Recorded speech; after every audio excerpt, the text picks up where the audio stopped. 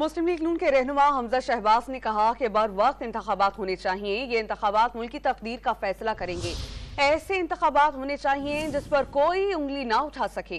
लाहौर में मीडिया से बातचीत में उन्होंने कहा कि हमें मिलकर 10 साला मुआशी मंसूबा तैयार करना चाहिए और इंतखाबात में बरसरे इख्तिदार आने वाली जमात को पाबंद करना चाहिए कि इस मंसूबे को छेड़ा ना जाए।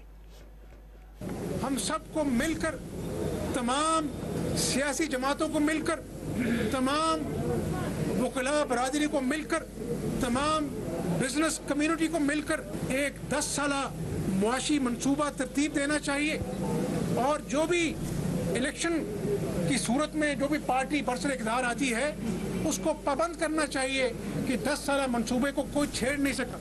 ये 10 साला मंसूबा पाकिस्तान को एक गेम चेंजर की हैसियत से तरक्की दे सकता है, तक़वियत दे सकता है, सालमियत को और मजबूत कर सकता है।